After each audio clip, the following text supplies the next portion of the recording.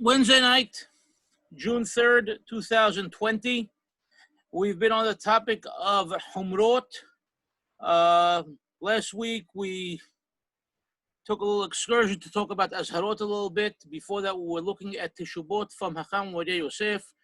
Teshubot, where he comes down with a bottom line halakha and then throws in the המחמיר, תבוא, עליו, ברכה. And we're trying to see if there's a pattern of any sort or a reason why he adds המחמיר, תבוא, עליו, ברכה at the end of certain Teshubot or not. So far, we have not been able to come up with any sort of solid conclusion. We'll look at a couple more Teshubot tonight. Let's see if we could find any rhyme or reason for it. And at the same time, we're learning some interesting Teshubot. So we're going to start with the Teshubah that we were going to do at the end of one of the previous classes. And that comes from Hakham Obadiah Yosef's Yahaveh Da'at, volume 6. And it's Siman Nun He. It appears in that book on page 286. You'll have it on the PDF in front of you. If you don't have it, you could contact David Batesh to forward it to you. So Siman Nun He. Here's the question. She'elah. האם מותר למשוח חילף של ספר תורה במשיחה לבנה ואחר כך לכתוב בספר תורה על המשיחה? ואם ספר תורה שנכתב כן על המשיחה כאשר לכלול בו בסיבור עם ברכות התורה? So basically, here's the question. Is it permissible to basically whitewash the parchment of the Sefer Torah? Basically, you're painting it with a white coating, and afterwards you actually have the sofer write with the ink and with the reed on this whitewashed parchment. And is this Sefer Torah, okay, which is called Mashuach now, is this kasher to read from it besibur with berachot? Now, I sent a picture of a page of Sefer Torah, one from up close and one from up far, where you could see both the written words on this whitewash as well as the back of the parchment. And you'll see it's completely white. It's all the same, as opposed to many Sefer Torah that we see today, that you actually see natural skin tones and different colorings and tones of the parchment. So this one is completely white. It's been whitewashed front and back. It looks identical. And when the writing is on it, it looks nice and crisp and clear. It's easy, like when you're reading a book. The page is one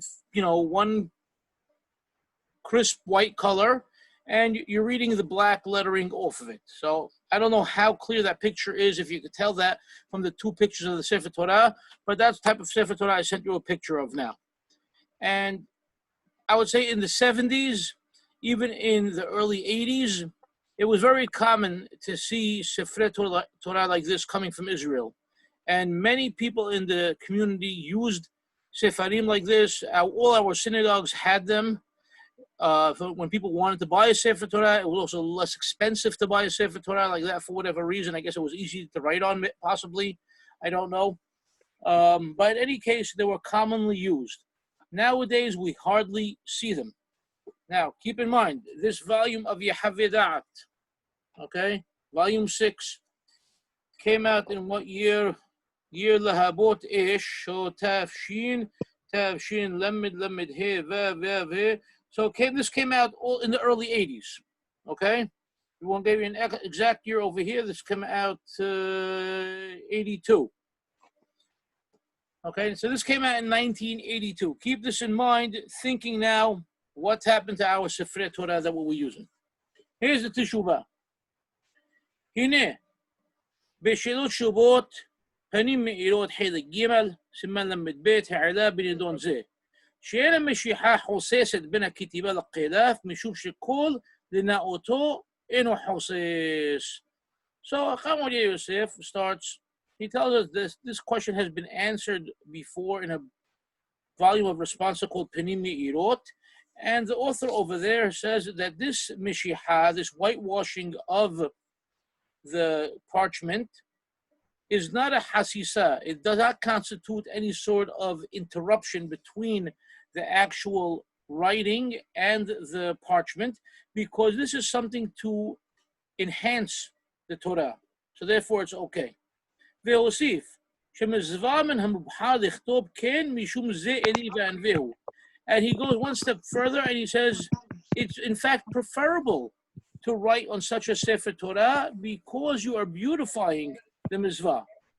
וכן העילה להכשיר הגאון בעל הפלאה בשל שבועות גבעת פנחס והביא ראיה לזה ממה שנאמר בתורה והקימות עליך אבנים גדולות ושאת אותם בסיד וכתבת עליהם את כל דברי התורה הזאת וכולי. So he says it brings another source. He tries to use a pasuk from the Sefer Torah that also talks about how you whitewash things and cover them up to make it nicer. ובסולטן נחלקו רבי יהודה ורבי שמעון של רבי יהודה על גבי אבנים כתובה ואחר כך שדו אותם בסיד ורבי שמעון גבי הסיד כתבוה ומוכח שם גמרא של לך כרבי שמעון וכן הוא בסדר משנה ומשמע שאין הסיד חוסס בין הכתיבה לאבנים.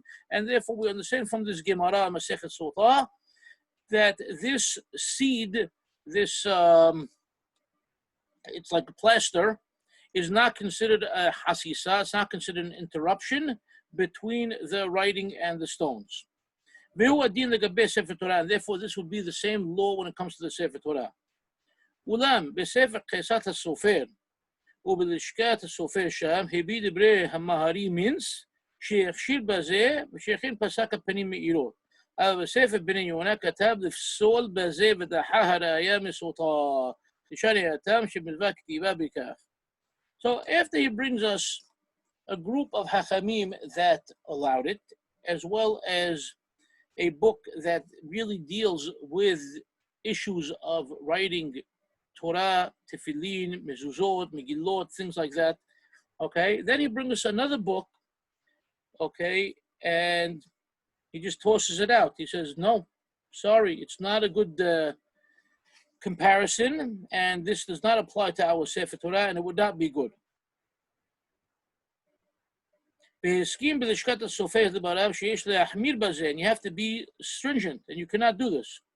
ובהגהת הגאון בעל חתם סופר שם כתב שלשון חסיסה שכתב בספר בני יונה לאו דווקא, אלא שמאחר שלא נכתב בספר תורה על הקלף, אלא על פתיחת המשיחה שעל הקלף, שגוררים את הפתיחה לא נשאר שום רושם מהכתיבה על הקלף, נמצא שספר תורה נכתב שלא על הקלף אלא על דבר אחר, וכי אם הדביק נייר לבן על הקלף וכתב עליו יהיה קשה לקריאה, ומה לי נייר ומה לי פתיחת המשיחה. So now the Hatam Sofer comes along and says, you know, it's all very nice and well what you're all saying, but bottom line, he's telling you it's no good.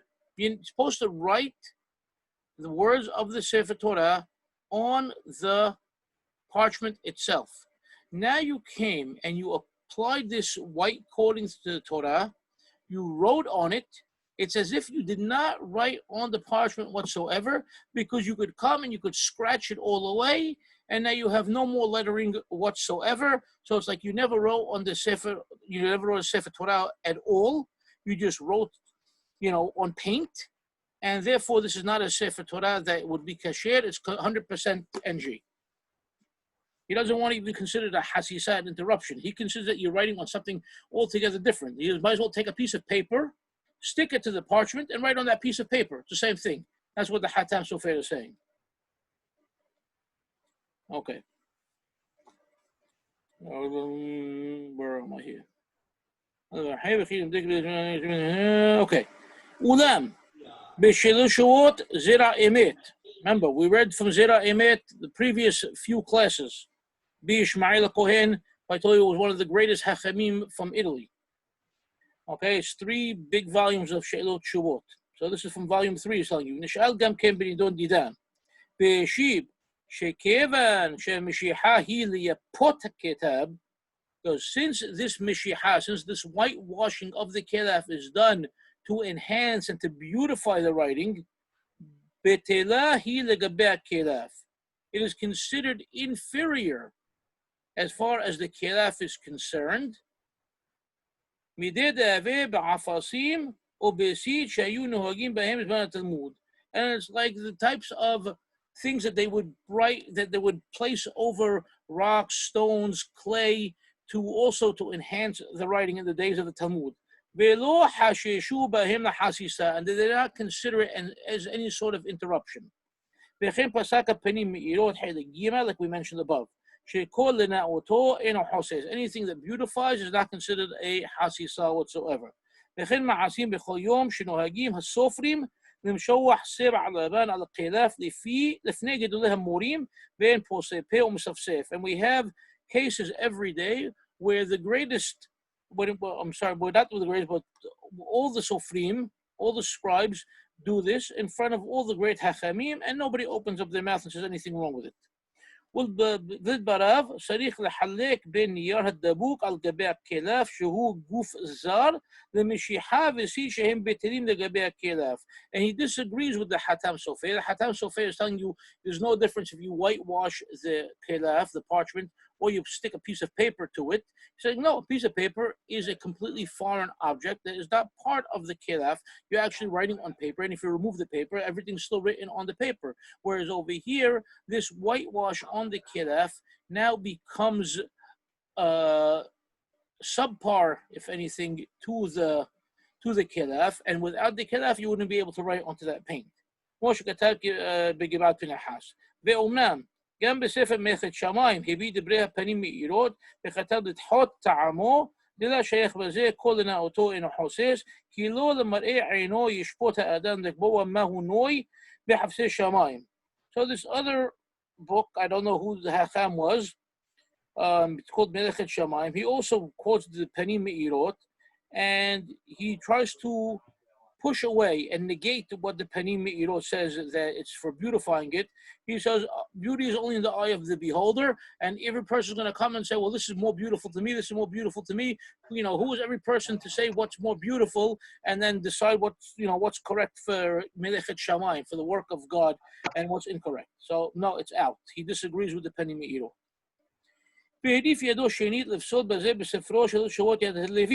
And once again, he, in his book Yad HaLevi, he also tries to come and forbid it. And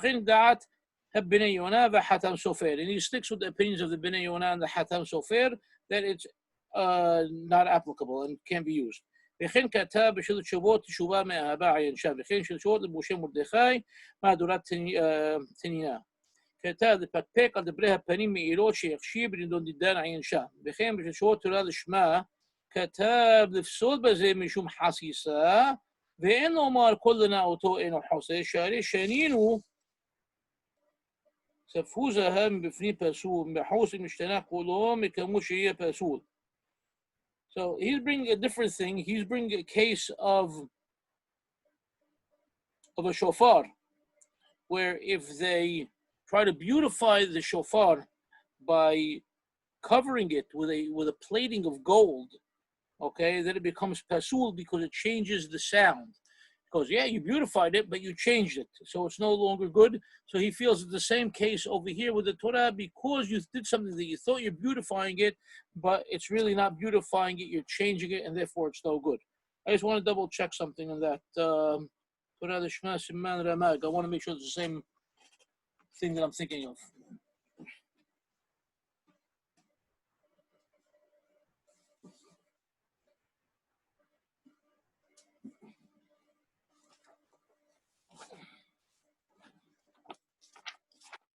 Look at this further. I want to see everything he has to say and say lengthy teshuvah as I expected it to be. Okay, I'll come back to that. All right, we're on the bottom of page 287. וכתב הרמב"ן בביאו הרב המגיד שהטעם ששרפו זהב פסול מפני שהזהב מפסיק בין פיו לשופר. So the Ramban tells you, yes, when you're plating the shofar with gold, it becomes pasul because it works as a interruption between the mouth of the person blowing the shofar and the actual shofar, the actual horn. And therefore, that's the real application of the Torah Lishma over here, saying that the Meshiha, this whitewashing on the kelaf, on the parchment, would not be good. ולכאורה יש לדחות לפי מה שכתב המאירי שזה שאמרנו כולנה אותו אינו חוסס אף דקאי מאדם שופר סיפור וזה הפסוק. מכל מקום כיוון שלכל השופר הוא צריך הרי הוא משתנה ונעשה קול של זהב עיין שם. So you say no, you're no longer blowing a shofar, now you're blowing gold. ועיין רמבנו הרמה בסנהדרין, ויש אומרים שפה אותה זהב מה שפסולים התפילין, משום להביא חסיסה בין תפילין לבשרו, ולא מסתבר דהדה אמרינה מסוכה למדזין, כל הנאותו אינו חוסס עיין שם, ועיין ששורות בני נזר, ולא שורות כנס אופרים, והגאון רבי יוסף שאול נתנסון, ושואל משיב כמה, דעתו להקל כפנים מאירות. So now he brings a bunch of Hachamim that all seem to follow now what he's calling the lenient opinion. Da'ato lehakel. His understanding and his reasoning is to be lehakel, to be lenient, like the panim me'irot. So here's our problem. I think our issue is that when we're looking at things with a analyzing eye and a brain that thinks in English, I think it's very, very difficult to look at the words leniency and stringency the same way that he's applying them. I think he's just using leniency over here, lehakil, vis-a-vis the stringent opinion. And not that it's a leniency. Okay, that's what I'm understanding so far. So in other words, there are two sides over here. There's side A and side B. Not that one is right and one is wrong, but one seems to have a more lenient approach, and one seems to have a more stringent approach, but not that one is correct and one is incorrect. That's the way I see it so far. וכן כתב עוד בספרו יד שאול, שכל דבר שמתבטל עולמית לא שייך בו חסיסה קלה. Anything that is completely batel, it's insignificant, and it, it's you're not writing on paint because of the paint. Okay, or because you have any sort of way of using it just on paint. Imagine that, I don't know, what can we think of? If there was a way to throw paint in the air and write on it, and the paint would stay there, then it's something that we're concerned with because you're actually writing on paint and you're not writing on the parchment. But this paint is just going on the parchment to allow the lettering and the writing to stand out, to make it look, a lot clearer and a lot brighter. And therefore it's called batel. Okay, it's insignificant to everything else in play, to both the parchment as well as to the ink. וכן כתב הגאון מהרשם תשובותיו, להסתמך על הגבעת פנחס ויד שאול זכירים נראה למעשר, עיין שם. של ג'וות רב פעלים, חלק ג' חלק יורד דעה, סימן כ"ב דאור המתחיל עברה, פרק זר על יד שאול, לשיטתה, עזיר בספרות לשמה, אם מצבא שהרב חיברו. אין כאן משהו, אוקיי. של שבועות דבר יששכר, כתב להשיב על דברי המלאכת שמיים בראיותיו לפסול בנו דידן, ודחוהו בשתי ידיים, עיין שם. וכן כתב שבועות שבט סופר, שספרי תורה שנכתבו על קלף המשוח בלק, להברקת הלובן של הקלף, ועלה שאפילו אם המשכו בלק, lak meaning lacquer, okay? You want to make it like a shiny background he's talking about. עד שאם גוררים את האותיות אין רושם הכתיבה ניכר על הקלף, אין לנו ראיה לפסול בדיעבד, רק שיש בזה משום זהירות לכתחילה לחשוש מה שכתב בספר בן יונה, ולכן אין להוציא את ספרי תורה להם מחזקת כשרותם מפני שמשכו בלק, ורק אם הלק עב כל כך עד שהוא יותר מהקלף עצמו, יש מקום להחמיר אף בדיעבד. So in the book Shibet Sofer, he said that we really can't toss out those hachamim that have allowed such Sefrei Torah to be written with this mishiha, with this whitewashing of the kelaf. But we do have to be concerned that sometimes we may find a sofer that is so overly concerned with beautifying his writing that he puts a very, very thick layer of this whitewash. In other words, they'll spread this, we'll call it paint, okay, for lack of better terms, spread the paint on the parchment. He'll let it dry, add another layer of paint, add another layer of paint, until he has a very thick layer. And now the layer of the paint is actually a thicker layer than the parchment itself that he's writing on. In that case, we cannot allow such a Sefer Torah. But a regular Sefer Torah that is normally whitewashed and you apply the paint to it, it's impossible to say that we cannot call it kasher anymore. ישם בשלו מבואה בספרי תורה כאילו נמצאים לרוב בכמה קהילות אשכנז שיש בהם גאוני עולם וקראו בהם בסיבוב ואין פוסק פה. And in that particular question that he's writing, he says that there were so many Sefer Torah like this in a number of Ashkenazi kehilot, and there were great Hachamim there, and nobody ever opened their mouth and said there's anything wrong with it. וזה שלא כמו שכתב בשלו פקודת אלעזר, שאם על ידי משיחה אין רושם הדיון ניכר קלף בקלף לכל הדעות פסול, שהרי לא נכתב על הקלף או העור כלום, ושאף הפנים מאירות מודה לרבני עולם בזה. So he's saying that the Pekudat al-Azar is saying that this Meshicha, this whitewash, really needs to be thin enough that some sort of semblance of the writing with the ink has to actually go through to the kilaf, to the parchment. But if you remove all this whitewash and there's nothing there, it's really completely NG. And even the Panim Me'irot would agree with the Bnei Yonah that you cannot use such a Sefer Torah. This is the opinion of the Pekudat al-Azar. Ve'en debarav mukhrahim, but it doesn't seem like he's correct, Hakham Obadiah is saying.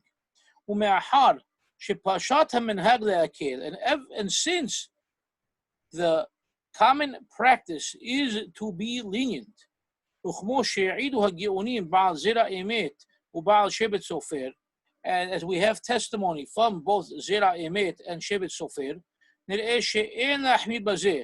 It would seem that we should not be stringent with this. וכן כתב הגאון רבי יוסף ידיד הלוי. Okay, Rabbi Yosef Yedid Halevi, originally from Halab, he moved to Yerushalayim.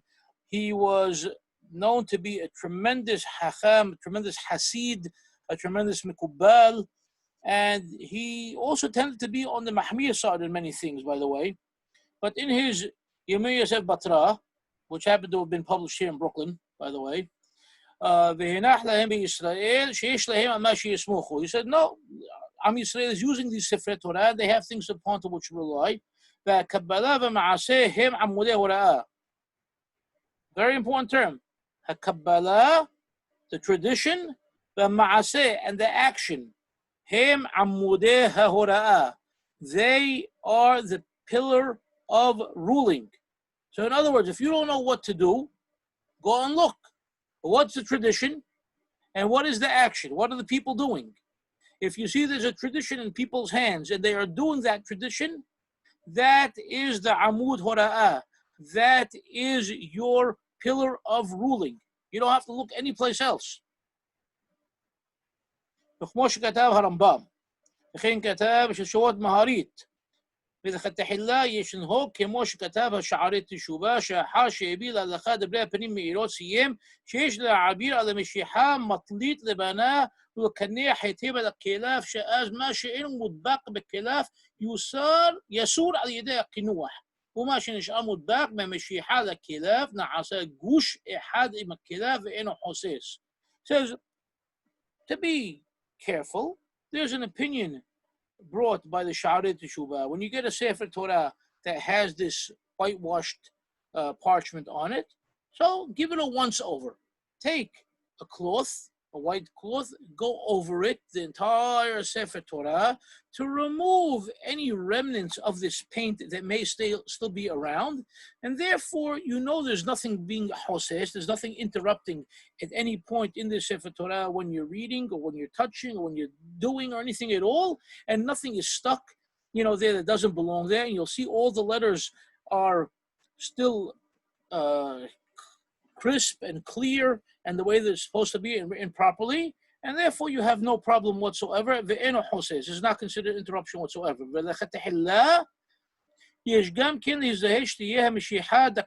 And also to fulfill all opinions, make sure that it's a very thin layer of whitewash. וכן כתב בשל שופט שם, וכן שוד ימי יוסף בתרה, ודבריהם נכונים וברורים. Okay, so it seems to us from everything we read, the way he opened up the Teshuvah by quoting the Panim Me'irot and others first, and they allowed it, then by bringing the other side who didn't allow, then bringing in the Zera Emet, who once again shows us that we allow it, then bringing in the Shevet Sofer, who tells us that this is the common practice, and there were many Sefrei Torah like this. You know, once again, he keeps going back and forth, showing us those who allow, those who disallow, but the side that allows seems to have the mightier arm in this case. And then he concludes with Rabbi Yosef Yedid HaLevi as well.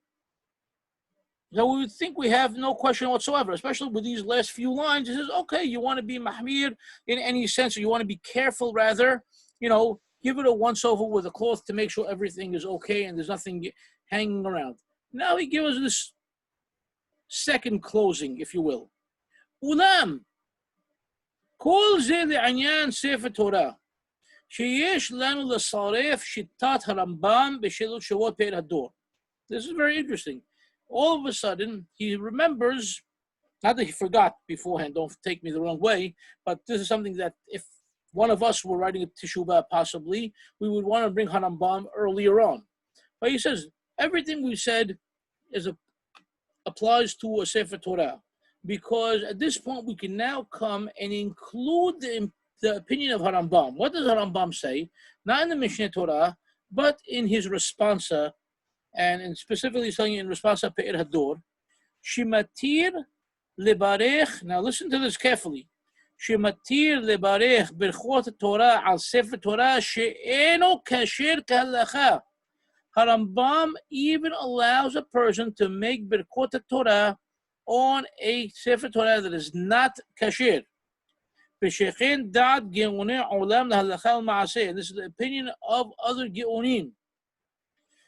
So therefore, even if you want to say this mashuwah, this whitewashed Sefer Torah is not kasher, well, according to Harambam, it's still okay to make Sefer Berachah on it. So it's still okay to use. That's what he's trying to throw at us right now. And even though many of the poskim disagree with Harambam, מכל מקום כתב רבנו אליהו מזרחי בשלוש שורות הראם שאפשר לסמוך על הרמב"ם וסיעתו להלכה ולמעשה. So the Re'em writes that it's possible to rely upon the Rambam and those that follow the same ruling as Harambam, lahalacha, for halacha, not just for halacha in writing, or rather for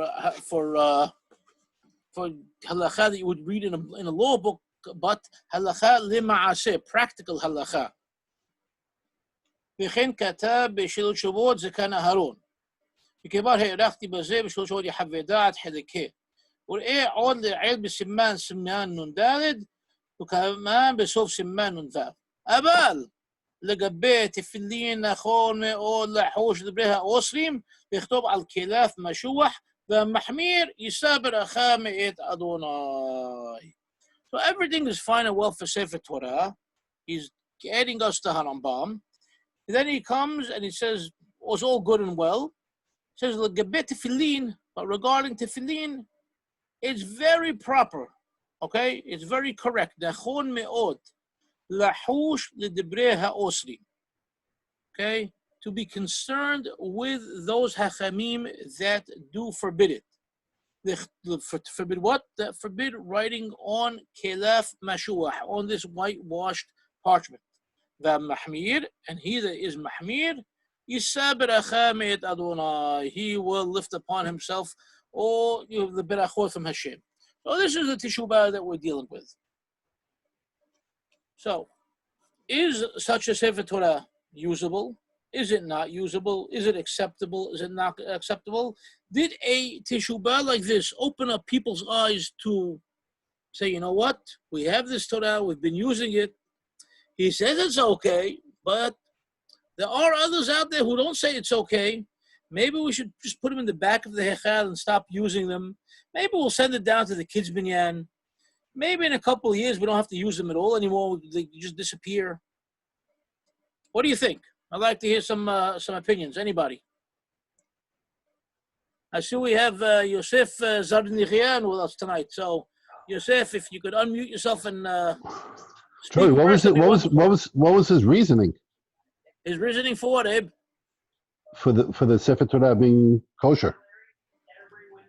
Well, the Sefer Torah is kosher based upon the Panim Me'irot, based upon the Zira Emet, based upon all the sources that say that there's nothing wrong with this, and it's beautifying the Sefer Torah, and it's, what do you call it? This is not really something that you're not actually writing on paint, but the paint is there, as a thin layer to, to cause a very, very light background for the black of the ink to stand out, to look more beautiful, to make it easier to read, things like that. He also tells, and finally the end, he tells you that even if you want to say it's not kosher, Harambam allows a person to make a beracha on a not kosher Sefer Torah. So at the very least, if even you want to follow all the opinions and say it's not kosher, you could still make a beracha on it, and and everything's okay. Right. But I'm now thinking about, the common person reading this teshuvah 40 years ago. How did it affect them? Yosef, I called on you, please, if you don't mind. Hakham Mosseri, it's a pleasure to hear from you. Zechut to finally join. Pleasure to have you with us. Nice surprise. The only ha'ara I wanted to make was that in light of Harambam's teshuvah, very famous teshuvah regarding Sifrei Torah, this matter is strictly as he notes, and Mahari Berab, Maran's teacher, notes that it's a matter of kavod tzibur. To not recite Kiryat Torah, regardless of whatever the occasion for the Kiryah might be, is simply a preferred method to read from a Sefer Torah kasher as a matter of public dignity. This is the way it's publicly done with the proper decorum, if you will. What Harav Obadiah Yosef knows with regard to tefillin, I think is a point that needs to be raised, because over there's no excuse of kavod tzibur. Either the requirements for tefillin kesherot are met, or they're not met. There's no recitation of the tefillin. And so I'm going to actually follow up to this with a question, which is, why can't we resolve this issue of the kalaf being mashuach or not by simply going back to Harambam's list of what is halakha Moshe Sinai with regard to the requirements and not? Being mashuach is not one of them. And therefore, this in itself should pose a pasul, because it's not on the list of the requirements that are halakha Moshe Sinai. That's the first question that I have. And a follow-up. But before you continue, I'm honestly already confused. I'm not following. So please clarify yourself. With regard to which point? With regard to this list that you're referring to. So Harambam, how does this affect anything? It affects tefillin in the specific regard that Harambam, if I recall correctly, has a list of requirements that tefillin need to have in order to be tefillin kesherot. But you said Sefer Torah. So no, I'm transitioning to tefillin. With regard to Sefer Torah, I have no opposition. I believe that's 100%. Oh, okay. So that's where I lost you.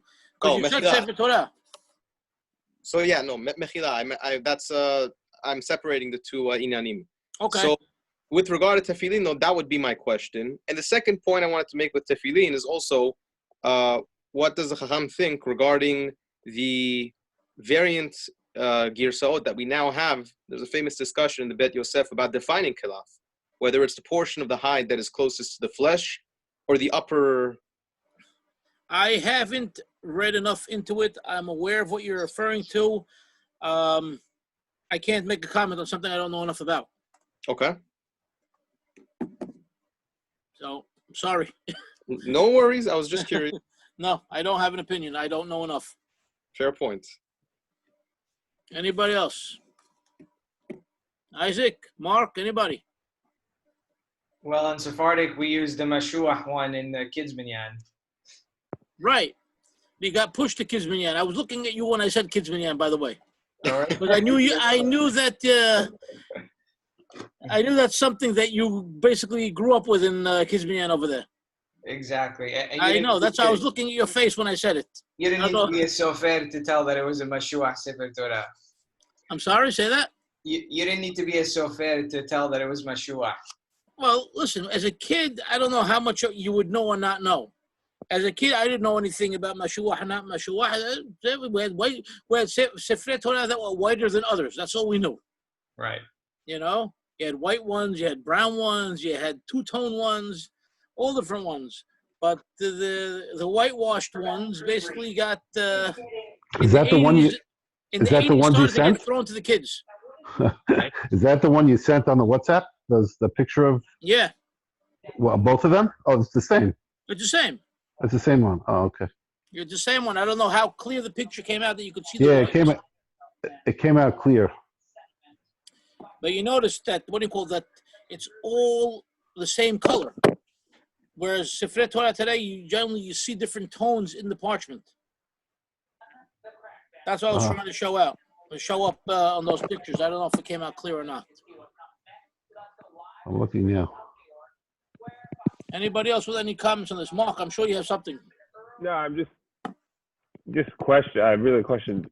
So, why does he want to be more mahmir in tefillin? Because Harambam. Because he doesn't have Harambam to rely upon. And Harambam, anybody understand? Know that I'm not so familiar with that teshuvah. What's his reasoning? So the teshuvah is actually a short teshuvah. It's not a long teshuvah at all. I'll send you a picture of it right now if you want. Yeah, you remember the reasoning on it? I'll read it right now. Yeah. יורנו מורנו בספר תורה שאינו עשוי כהלכה או ספרים של חילף שהם ודאי פסולים אם מותר לברך. So that's the question. Okay, clear. תשובה מותר לברך בהם. ואין הברכה על הקריאה בספר כמו הברכה על נטילת לולב או ישיבת סוכה. שאם הייתה פסולה או לולב פסול, הברכה לבטלה. שהמצווה היא נטילת הלולב או ישיבת הסוכה שעליה מברך. ואם היו פסולין, לא עשה שום מצווה. אבל בקריאת התורה, המצווה היא הקריאה. See, the mitzvah with the Torah, you have the mitzvahs to read. בין שקרא בספר כשר, ובין שקרא בספר פסול. It makes no difference if the sefer Torah is kasher or pasul. ואפילו קרא על פה, and even if you read by heart.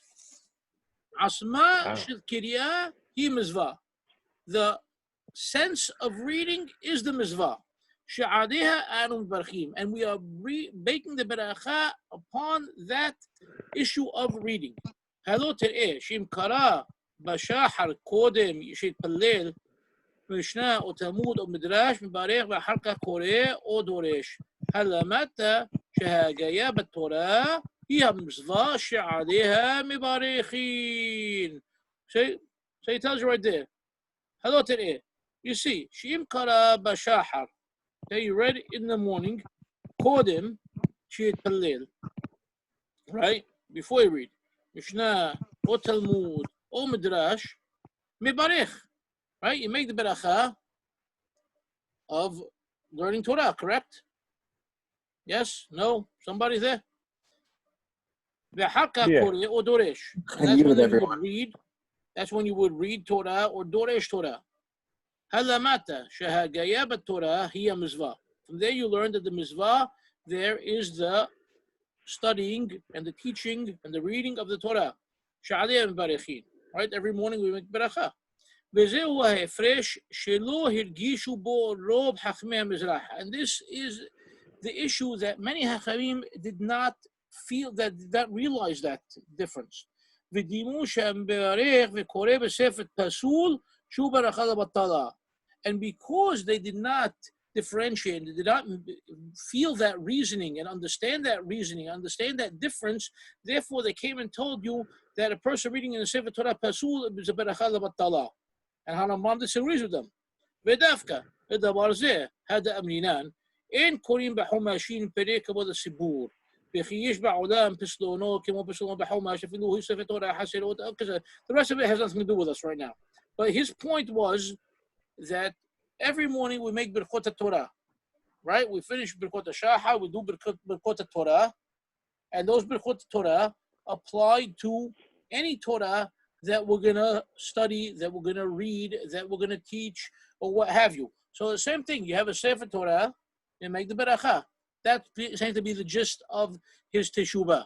Teshuvah only goes on for another 7-8 lines, and it's over. But you can open up in Pe'er Hador, it's Siman Tayt. Okay? If you want, I'll send you a picture of it to anybody who needs it. But bottom line, it didn't clarify why Mahmir Tevah ala Beracha and what it actually means. Exactly. And within the text of the Teshuvah, the way he used that word of Mekel or Kula also wasn't the way we would normally think about it. Okay? That's, once again, I don't see a clear-cut definition or guideline as to how Hakham Obadiah Yosef throws in this one-liner of Mahmir Tevah ala Beracha. That's just me, and I'm waiting for somebody to come back at me with a interpretation because I really want to understand it. Could it be that he may, if we look at the way Shulchan Aruch uses it, could shed some... Shulchan Aruch only uses it 3 times, I believe. So I totally forgot that Sephardic has a search function. Yes, it does.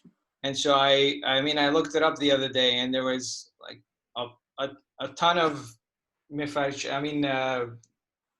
Let's see here. You got the Ben Ish Hai that uses it a bunch. Aruch HaShulchan. Yeah, but every Hakham is going to use it his own way. Right, and but one second, before you go on, Isaac. The reason I'm focusing on Yehavedat or on Hakham Obadiah Yosef is because of the influence he has had on our community and our, we'll call it quote unquote, our Sephardic world today, and how things have changed because of it. Right, absolutely. I mean, that's why I want to see and understand the mindset and the reasoning and how it comes to play. But what I'm saying, maybe there's some more clarity with how others use it that may give us some sort of inkling as to maybe he's using it the same way, and maybe we can find that similar pattern. All right, that's your project. Go find out. All right, come back to me about 20 years. Okay, exactly. It's going to take you at least that long. Exactly. I've been asking rabbis all over the place, mainly in Israel, and nobody seems to have an answer for me. They all seem to be stunned by the question. All right, let's move on to the next teshuvah, unless somebody has something else they want to talk about this particular teshuvah. Yeah, Joey. Quick question. Please. Sefer Torah he spoke about, Tefillin he spoke about. What about a Megillah? Where would he? So Megillah, honestly, he would not talk about Megillah because the Megillah, not to belittle the Megillah, but the Megillah falls on the lowest rung of the ladder. The Megillah is the least thing to be mahmir with. Practically everything with the Megillah is kasher. They basically, when guys start out learning Sofrut, they give them Megillot to practice on and to work on and to write, because even if it's 49% NG, it's still, you could still make a beracha on it. Okay, so case of Meshiha on the Kelef of the Megillah is a non-issue. Okay, now nobody asked about Mezuzah, and Mezuzot also used to have this Meshiha on it as well.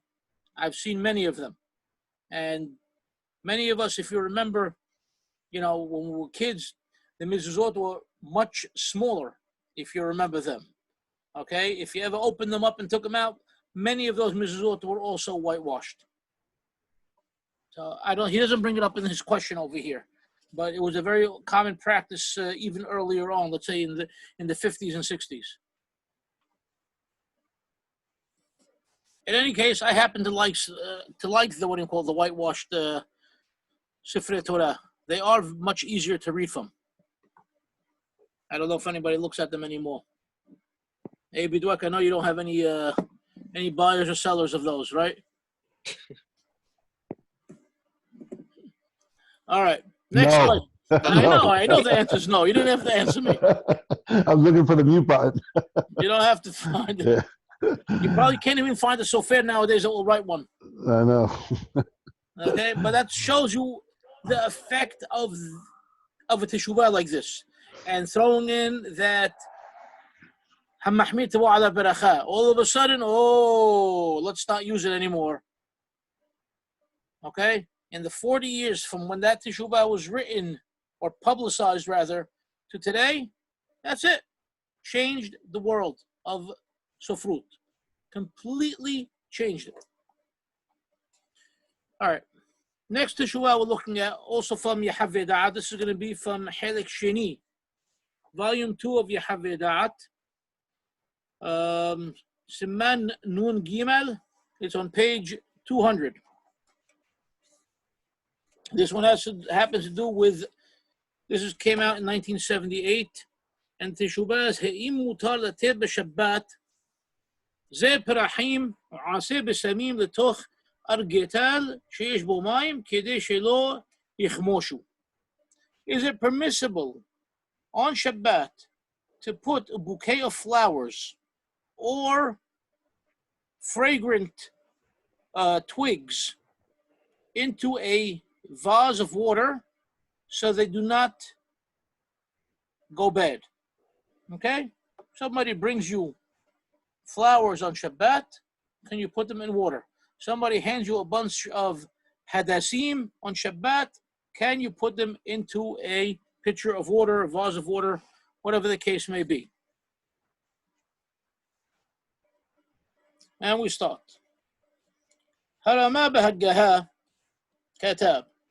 ومותר لها عميد عن فائدة نقض بماء مشبات وضبات شلو يوبا هيم فرحيم ششنيم شهيم نفتحيم ملحلوحية المايم. So right away he bypasses everything, goes straight to Muram in his Haggahot on Shulchan Aruch. He tells you it's permissible to put branches in water on Shabbat on condition that there are no flowers or buds that can open up due to the moisture that is now going to be running through these branches because you're putting these branches into water. Now, obviously, looking at this, you think the answer to your question, okay, it's Asur, close the book, go home. But he continues. והגאון מהר"ם בן חביב בספר כפות תמרים כתב לתמומו על זה. إما شنين وما شنا سكاشام مكبد إشام مياد بنا مياد بعلا اتهلولاب ما حزيريتو لما بشبات بيودا أمير بشباب محزيرين بيوم توب موصيفين وبموعد محذيفين وبريش رشي بشباب محزيرين هلولاب لما كده شلو يخموش شاري مكان اتهلوها يوم أبد إين موصيفين ماي بيخوش كين شئين محذيفين לשפוך את כל המים ולתת החיים סוננים שהוא טורח לתקן כלי בשבת או ביום טוב. So, Maharam bin Habib is basically in shock by this Haggaha of Muram. I don't get it. It makes no sense whatsoever. We have a very, very clear-cut statement in the Gemara, in Masechet Sukkah, and it tells you, the wife, the woman, she takes from the hands of her son or from her husband, the lulab, and if it's on Shabbat, she puts it into water. Okay? You have a vase of water, and you put the lulab into this vase of water on Shabbat. Rabbi Yehuda Omer, b'Shabbat mahazirin. On Shabbat, you put the lulab into the water. Yom Tov musifin. If it's Yom Tov, you can actually add water. Mu'ad mahdifim, and if Cholam Mu'ad, you could actually change the water. And then Rashi explains, on Shabbat, you put the lulab into the water so it does not go bad. Okay, so it does not shrivel and dry up. Sharim mikan etlu hayom. That's where they took it. They take the lulab every day from the water that it's in. About in musifim mayim, but on Shabbat you don't add any water because shekin shemahdifim, and you definitely don't change the water because it becomes a job to do, and it's not something that you would do on Shabbat or Yom Tov. ומוכח מכאן שאסור לתת ענפי אילנו לכתחילה לתוך המים בשבת, כשם שלא התירו בלולב אלא להחזירו למים ולא כמהריר והרמה.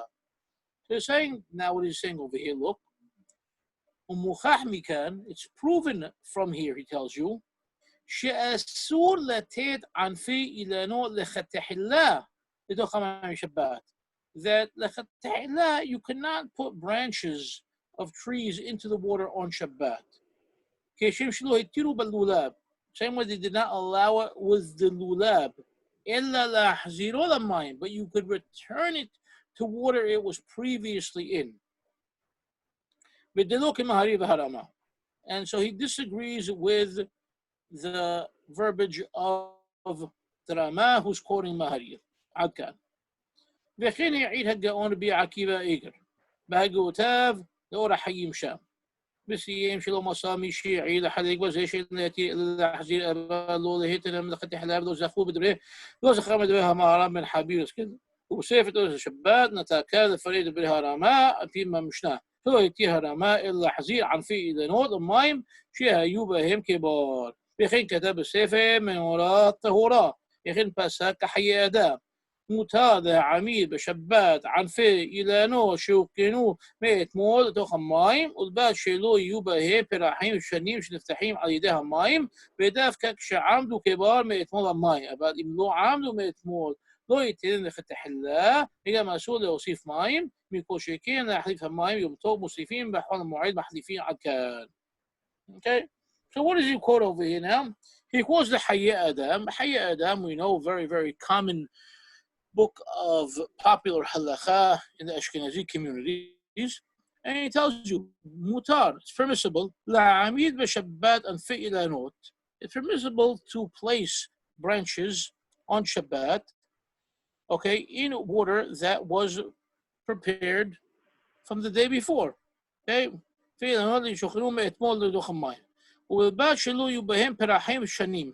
But they shouldn't have any sort of flowers or buds that are opening up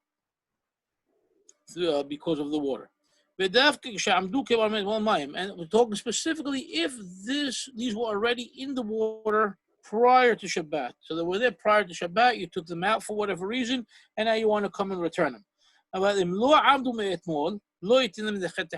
if they were not there already from prior to Shabbat, then now you cannot put them in lechatehillah.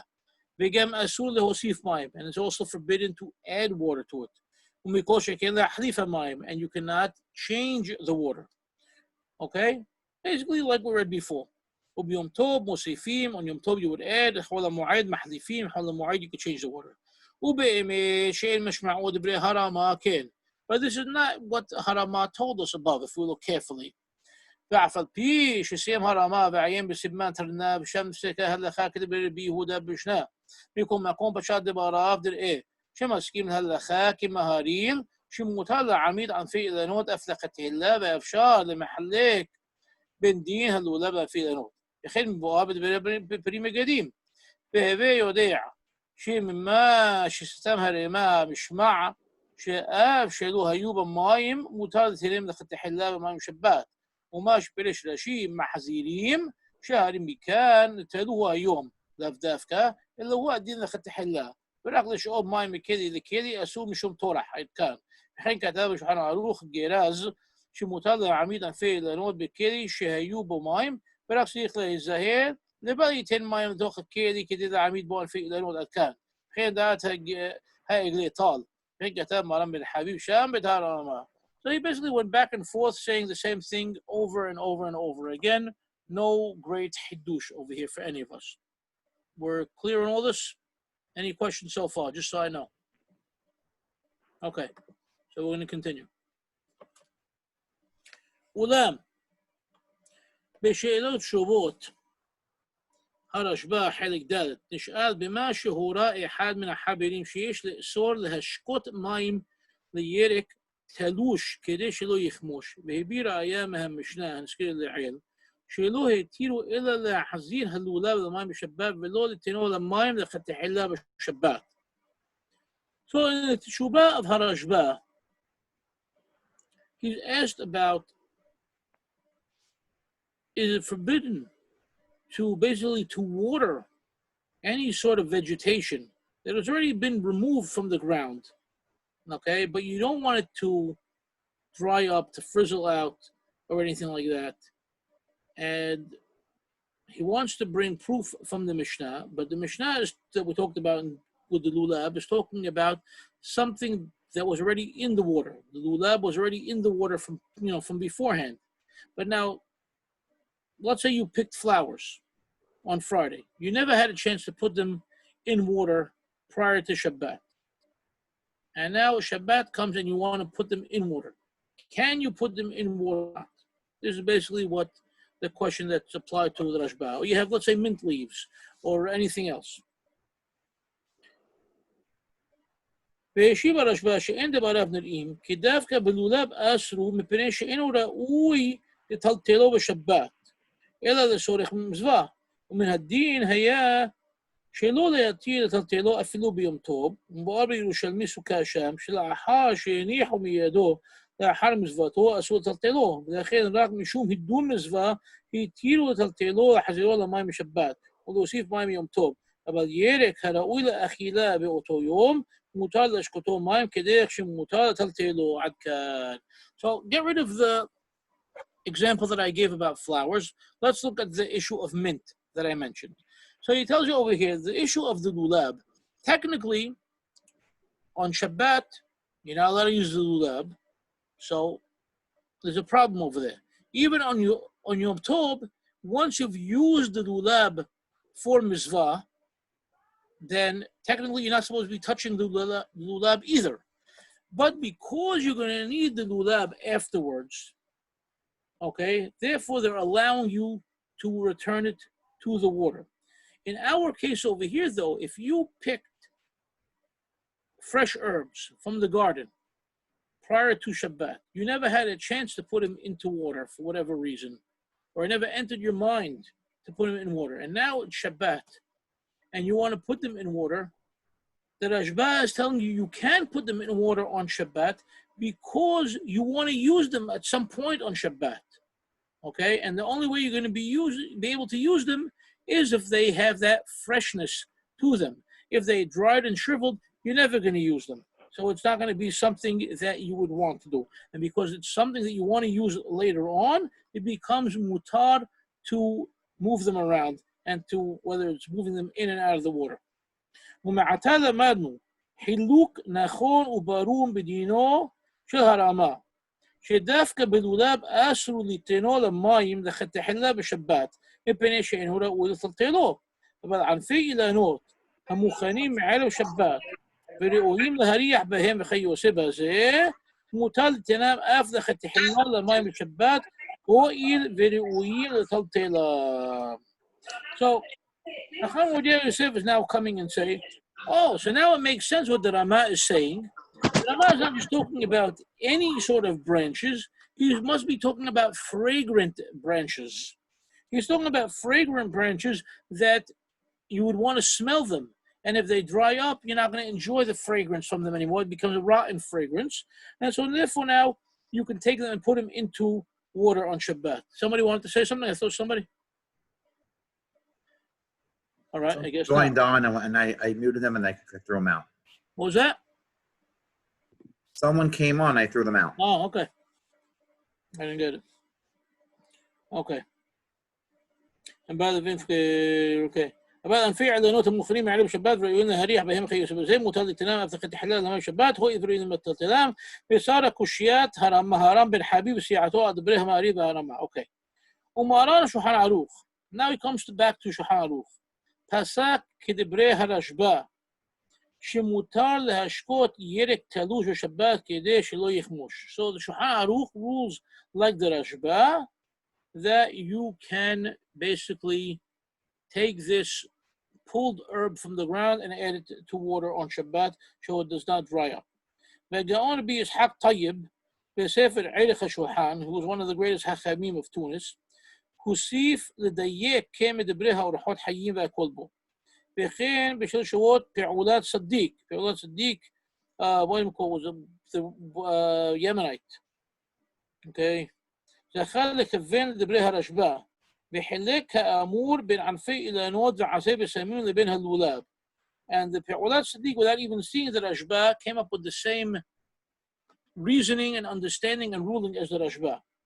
ומעתה נראה שמותר גם כן לתת מים לארגרטל כדי לתת עשי בשמים לתוכו, שכיוון שראויים הם להריח בהם ומותרים בטלטול, אין שום איסור לטרוח להביא מים ולתנם לתוך הכלי הניחם בתוכו כדי שלא יחמושו, כמו שחילק הרשב"א בטוב טעם ודעת, הפרי מגדים והגרה שפכים לזה, וכן כתב בספר שביתת השבת. המשנה ברורה, מפני שלא ראו דברי הרשב"א נסכנו לעיל, ודימו להשוות דין זה לדין לולב, אולם הגלות לכל דברי הרשב"א, נראה שרב המרחק ביניהם ולא קרב זה אל זה. So you're saying there are numerous Hachamim that came out forbidding such actions, and that's all because they didn't see the words of the Rashba and they didn't understand the differentiation that the Rashba was able to come up with between the lulab and between something that, what do you call, you actually use on Shabbat and you will get to enjoy on Shabbat.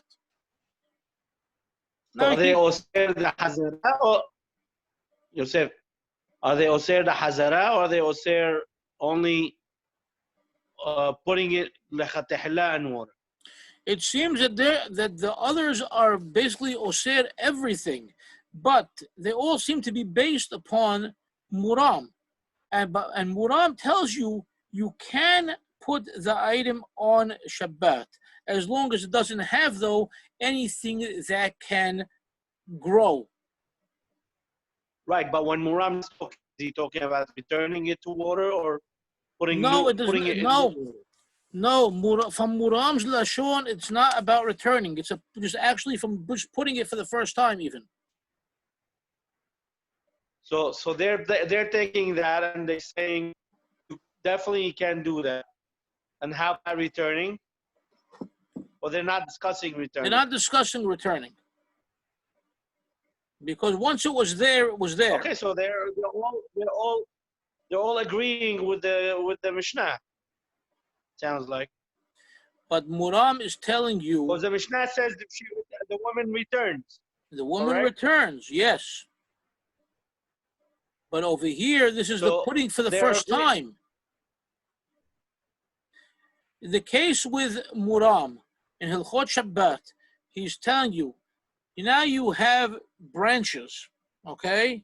You can put the branches in the water on Shabbat as long as these branches do not have any buds, nor do they have any flowers. Because if you're going to take these branches and put them into the water is going to cause these buds and flowers to open and grow. Okay? That is Muram's problem with putting into water on Shabbat. But they're not happy with it. All the Rishonim. The other Aharonim, not Rishonim, Aharonim. All the Aharonim. Okay, they're not happy with it. But now what's going to happen? Hakham Obadiah Yosef now is going to go and he's going to bring us Mahari Kash, Rabbi Yaakov Castro. Okay? So Rabbi Yaakov Castro in Erech Lechem, he writes like this. שאף על פי שיש מי שאוסר להעמיד פרחים ושושנים במים בשבת מפני שנפתחים מלחלוחית המים ודומה לזורע. He's saying these guys are right, are osir because it's דומה לזורע. It's like you're actually planting. חומרה יתרה היא. Okay, this is just too much of a חומרה. שרק בחטים וסעורים שמסמיחים דבר חדש על ידי שהייתם במים אסרו לשרותם זמן ממושך במים בשבת. Only things like wheat and barley that when you put them in water on Shabbat, okay, and you leave them there for a period of time, they actually grow new wheat and barley grains. Okay? That would be asur to do on Shabbat. About perahim, beshoshanim, sigurim, shiniftahim bilbad. But now you have flowers, you have lilies, you have roses that they are closed and they only open up. ואין שם דבר חדש שלא היה בהם מלאכתחילה. There's nothing new there that wasn't there before. אין מי שחושש בארצותינו לתנם למים משבת. There's nobody here in our country that is concerned with putting these flowers into water on Shabbat. That's ערך לחם, ביעקב קסרו. והוא בא בברכי יוסף, and the Hida quotes him in ברכי יוסף, and he agrees with him. וכן בספר שם חדש, הסכים לדברי המריקה של ההלכה, וכן העלה בשאלות תשובות פעולת צדיק, חלק ג', who just quoted before. וכן המנהג להקל כדומה כדברי המריקש. וכן כתב הרב הגאון רבי אהרון בן שמעון בספר נהר מצרים. ואומנם הגאון רבי חיים פלאצ'י בשאלות תשובות חקקי לב העלה להחמיר כדברי המהר"ם בן חביב וסיעתו. Okay, but even though Rabbi Chaim Palachi decided to be stringent, like Maharam bin Habib and those like him, شَأَفِلُّوا عَنْ فِي هَدَاسِيم وَعَصِي بِسَمِيم in the Tanam Amayim Shabbat, okay, like you said, Yosef, מכוח המשנה בסוכה, ומכל שכן שאסור לתת פרחים ושושנים למים בשבת, and all the more so you cannot put actual flowers into the water on Shabbat, שהם נפתחים מלחלוחית המים, because they open up from the water, ושלא כדברי המריקש, not like מהריקש, ובאמת שנעלה ממנו מה שחילק הרשב"א נזכה לעיין בין הדולב שאינו ראוי לטלטול ובין ירק, וכי עושה בו שראוי לטלטל בשבת. He goes, the problem is all these different hachamim, including Chaim Palachi, all missed out on the words of the Rashba. Once the Rashba showed this diyuk and showed the difference between the lulab and the aseh b'samim, and what is permissible to move on Shabbat and what's not permissible to move on Shabbat, it changed the entire playing field. ומאחר שמרן השולחן ערוך פסק את ברשב"א, and then Maran in fact went and ruled like Rashba. נראה שעיקר להלכה כדברי המהרי והרמה להתיר לתת לך תחילה ענפי הדס ועשה בסמים במי שבת. אולם הפרחים ושושנים נראה להכריע בדבר שאם עודם סגורים ועלולים להיפתח במים, יש להחמיר כדברי הרמה שלא תנם במים בשבת. Okay, so now Hakham Obadiah Yosef seems to be over here making a distinction that if something is opened or if something is closed, referring to the flowers. So you're saying even though Maran rules like the Rashba, okay, he tells you, he says it would seem that the main gist of the halakha would follow Maharil, which is what Muram is quoting, which is to what? To allow to put lechatihillah, these branches of hadasim or other besamim, into water on Shabbat.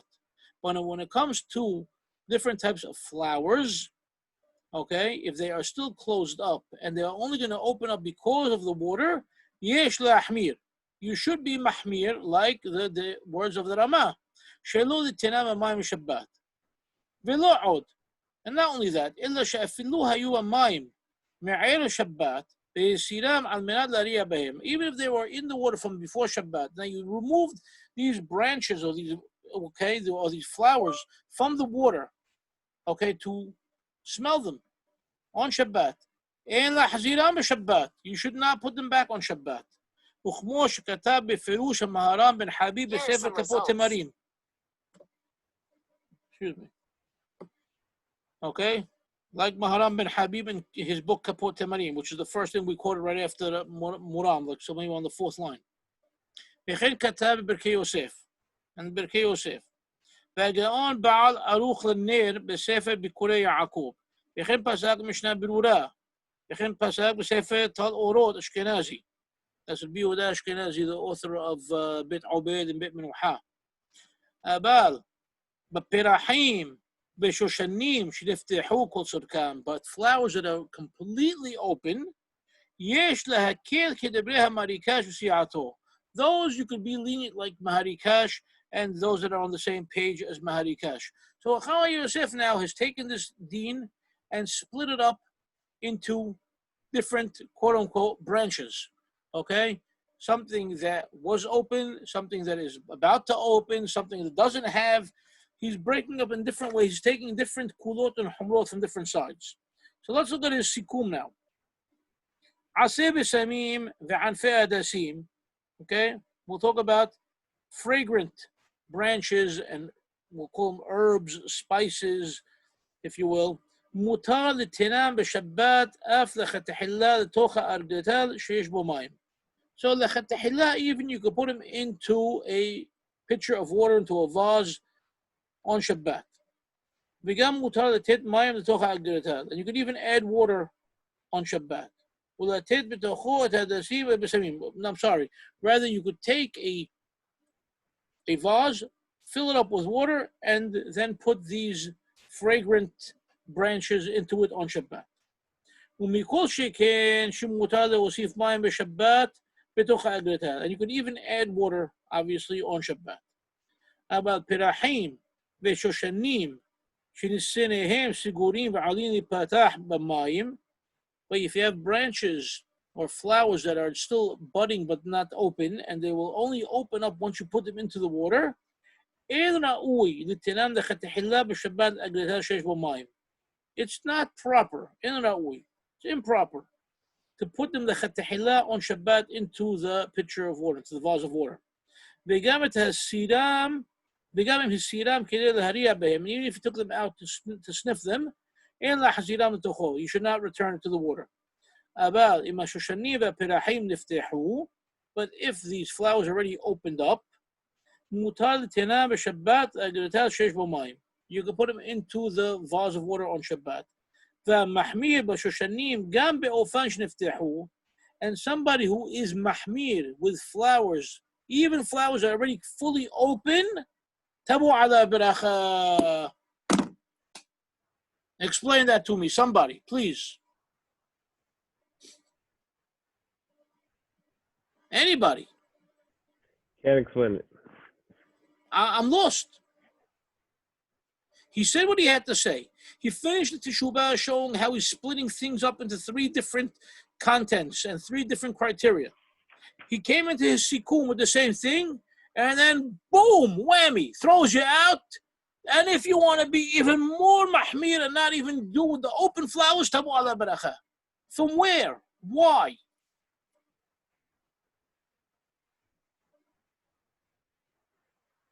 Do you all understand why I'm so confused by Mahmir tabu ala barakah in the writings of Hakham Obadiah Yosef? Do you all get it? Yeah, I sometimes I get the sense with that he's giving you the out to be mahmir, and so you don't look like because there's so much to be mekel on, right? And then he's telling you mahmir to give you the option of being mahmir as opposed. If you want to be mahmir all you want for yourself. What do you need someone to tell you to be mahmir? Right, but you can do that on everything. But this is so clearly mutar that he doesn't want you to be out of the fold. So he's giving you the option of being mahmir. I don't understand. I'm sorry. I really don't understand. So it's the flip side of being meked. So in other words, the whole teshuvah is giving you it's mutar for the most part, right? And so really the halakha should be mutar, but then some people want to be mahmir, so he's giving you that option. But why give you an option? A posek is supposed to give you a ruling. Imagine you go to court, you go to Bet Din, right? And they tell you, well, if you want to do this, do this. If you want to do this, do this. If you want to do this, do this. If you want to do this, do this. And if you want to go, I'm lost. It doesn't make sense to me. Right. But even the end of the teshubah, like his last paragraph, the first half of the paragraph, the Maharikash, Hakham Shimon ben Aharon, and he seems to be, okay, yeah, it's Mekel. We're no heg to be Mekel. It looks like the halakha, so many are Mekel, like the Rashba, and Maran is even going there. But then no, he just decides not to follow Maran, and he fails to go like Rama. I hear you. I don't even know, like, what was But okay. But he didn't give us the reasoning there either, though. No, he didn't. He didn't. He just seemed to want to take a certain path, for hadassim, one path for open flowers, and one path for closed flowers. Got you. That is the path you want to take. You want to have a three-pronged ruling for different things. No problem. Wonderful. But then you repeat that three-pronged ruling in your conclusion, and then you throw in that whammy. I don't see where it came from. That's why I'm so bothered. I don't see a pattern over here. What Isaac is saying, that he's giving you the flip side of the kula. But that doesn't make sense, because you give a ruling, okay? The ruling has to be a very clear ruling. And we know that Hakham Obadiah Yosef has said, and he's not the only one that said, many Hachamim have said, and they've said it numerous times, numerous places, and anything you want to be mahmir on, be mahmir for yourself. So, okay, be mahmir for yourself. Here's the ruling. You want to do something stricter for yourself? Do it in the privacy of your own four walls. Why do you have to throw that at you? If you want to be mahmir even with open flowers, tebוא עליו ברכה. Yeah, but maybe that's exactly what he's saying. Do whatever you want. If you want to be strict on yourself, be strict on yourself. So why not do that for every teshuvah? Why in 7 volumes, Nisim, you weren't here before, 7 volumes of Yehaveh Da'at. So we're talking about a minimum of 1,000 teshubot, okay? There are 25 teshubot, which I located, that he throws in this conclusion of a mahmir tebוא עליו ברכה with something different than what he rules. Why these cases different than all the rest? Now, obviously, in Yabi'a Omer, there's a whole bunch of other ones. And in other places, he has other ones. But I just want to focus on Yehaveh Da'at because they're the easier teshubot that I can teach and people could learn on such a level. See, if it was on everything, okay, you want to be mahmir, fine. I have no problem with that. And like we've discussed over here, each one of us has certain things that we are personally probably more mahmir on, certain things we may be more mekil on, but it's a personal, decision. But when a posek gives a ruling, it has to be a clear ruling. And that's why I'm troubled by it. And that's why we're studying this topic of humrot. Is there any this example, and I wasn't there around for the other ones, but is there any pattern, like in terms of maybe there's other poskim in the generation who are ruling differently, and that's sort of he's acknowledging them or giving, like saying, okay, you want to follow another posek? So if that was the case, he would have to quote that posek over here. Like I said, I haven't found a pattern yet. There may be a pattern. Joe Mansour is not here tonight. Joe Mansour asked his grandson, Obadia, the son of Hakham David Yosef, and this Obadia, the son of Hakham David, said no. It's just like if he was in the mood to write a mahmir tebוא עליו ברכה, he wrote it. Others disagree. Say no, there is a pattern.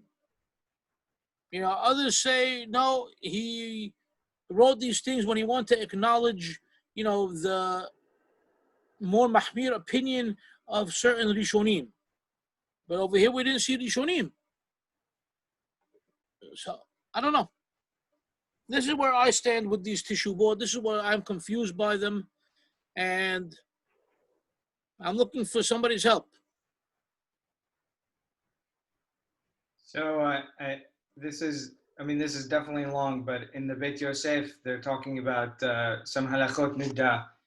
I mean, it's a long thing, but then he's quoting a rabbi, And then he says, "Mukol makom siyem v'chata b'mahmir tavo alav bercha, mishma de l'anyan ma'aseh, lo mela'o libo lehakel b'davar." Okay, so that's a very interesting take on it. I mean, so he's clearly taking that to heart and saying, well, you know, even though he's meker, lo mela'o libo lehakel b'davar. I don't buy it, Isaac. Sorry. I tried to look at Hakham Obadiah Yosef's teshuvot with such a lens because I thought about that, and it makes no sense. Somebody who doesn't feel that way wouldn't make the case for the lenient ruling in such a strong manner. In any of the teshuvot that he writes, Mahmir Tavo Alav Bercha, you see him pushing and pushing and pushing that the only way to go is to be this one direction. And then all of a sudden, boom, he goes the other way.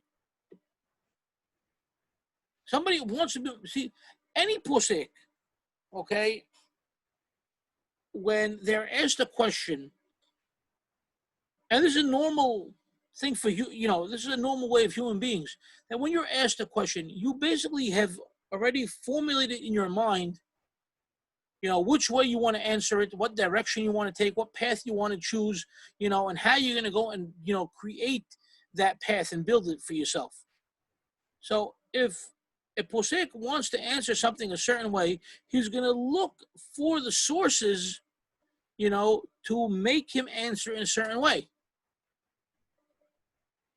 And we've seen this, unfortunately, in some teshuvot, where we expect the Hakham Obadiah Yosef to answer a certain way, and he's bringing us sources, though, that you would think are going hand in hand with what he's saying, because he's quoting them, but when you go and open them up, they say the exact opposite, which is even more confusing. So, again, I'm at a loss. Unfortunately, Hakham Obadiah Yosef is not here with us for us to ask him the question, and we need somebody to get to the bottom of this. I don't have an answer yet. So I want everybody to go out there, do your homework, ask around, see if any of the rabbis you know, whether they're here, Israel, or someplace else, could understand this concept of a Mahmir Tavo Alav Bercha in the rulings of Hakham Obadiah Yosef. This doesn't work for me. I'm inclined, for the most part, not to ever accept the Mahmir Tavo Alav Bercha. Okay? I don't like it because, like I said in an earlier class, most people, when they think that way, they think that they become all high and mighty, and they look down on people that aren't following the same thing. And based upon the previous teshuvah with the Sefer Torah, all these Sefer Torah that are kasher and were being used have been thrown aside. They're in, you know, in vaults, you know, or safes of different synagogues collecting dust. Nobody's using them. It's haram. Because now everybody feels too superior to use such a thing. That's just my take on it. I get upset by these things. If somebody wants to be mahmir privately on certain issues, go ahead and do it. That, not only do I accept, I respect. But when you throw it on the sibur, it becomes extremely problematic. This is pure yuhara, and yuhara is haram. That's it. Anybody have anything to say? Joey. David, go. Yes, David. But he's saying Tavo Alav Bercha, upon himself, upon him. Upon him, yes. Whoever. Right. So I think when he wrote this issue, when he makes this statement, I think he has the mindset that not everybody is going to be mahmir on this issue. Absolutely. It's only going to be it's only going to be a few select individuals that will go mahmir. Yes, correct. And if they choose to do it, by all means. Yes, Mahmir. fine. I don't think he's expecting or even promoting. This is a good word. I don't think he's promoting the Hamon to take the more Hamur route in this case by making that statement. David, absolutely correct. And we've stated this before, but you need to come to the previous classes. And we've stated this, and we even quoted a conversation between Hakham Obadiah Yosef and his son Hakham Yosef, when Hakham Yosef asked him, Dad, in your book you wrote المحمير تبوا على بركة, and now tonight in the public class you didn't say that. He said, because that is not for the public. I do not want to confuse people. I want to give a clear-cut ruling to the people. I don't want people to be confused by المحمير تبوا على بركة. I heard that on the YouTube video. So how is this any different?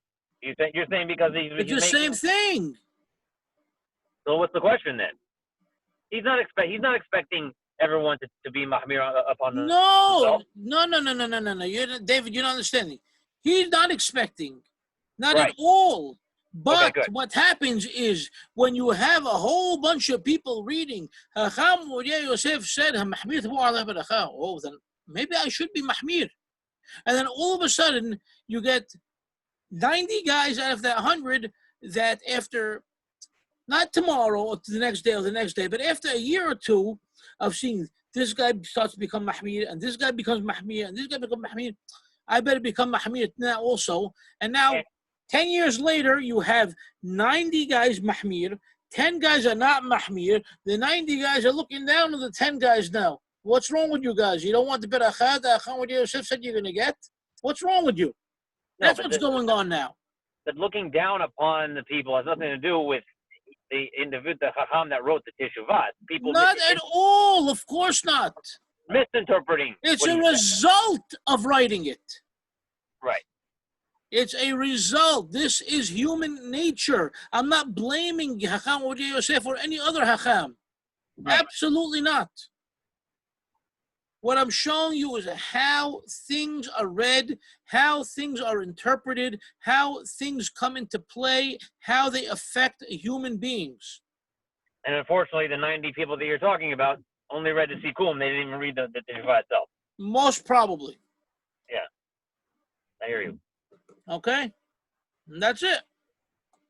So I think we're done for tonight, unless anybody has something to throw in, something to add, or a particular teshuvah that they think we should focus on in an upcoming class on this series of Humrot.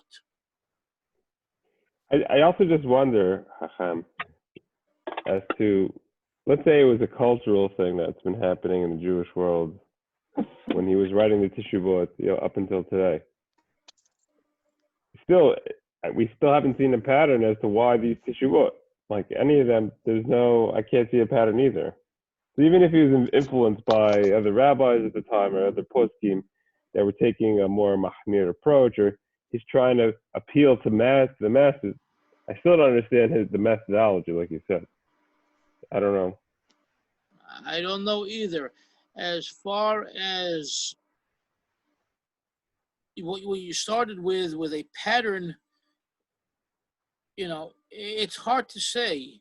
I don't think when he, again, Yehavedat, as we know, was his Friday afternoon 15-minute radio show in the 70s. And he was answering, the average person who had a question of halakha, call up, and pose a question, and Hakham Yosef would give an answer. And after him, Rabbi Haim David Halevi did the same thing, and that from there we got a lot of the questions in Aseh Charab. And that's why both Yehavedat and Aseh Charab are shorter types of questions and answers. Very different style, obviously. But the people, based upon the questions, it's not that the people were looking for Humrot. And nor were either of the two Hachamim trying to push Humrot, because they definitely were not. Not Hakham Obadiah Yosef, and not Rabbi Hayim David Halevi. Neither one was trying to push any sort of humrot. Okay? The problem is the way teshubot take on a life of their own once you add this line to them. Adding tavoo alav berachah, it's we'll call it a superstitious nature of people. Okay? And it doesn't make a difference if you're a Sephardi or Ashkenazi or somebody else. It's a superstitious nature. Oh, I can get an extra blessing by doing a little bit more? Let me be that guy. Let me get that blessing. Hakham Obadiah Yosef said I'm going to get the blessing. That means for sure I'm getting it. Okay? And that's what I think is going on over here. And this needs to be a lesson to us as a people to not be superstitious. And it needs to be a lesson to Hachamim of how to answer people's questions and how not to, overstep the boundary, how not to push them to do more than they really should be doing, and to keep that concept of humrot as a private matter for people to take upon themselves privately, to do by themselves, and not something that the Hacham told them to do. And that's the way I see it, and that's the way I feel about it. That's it. All right? Any particular teshubot that you think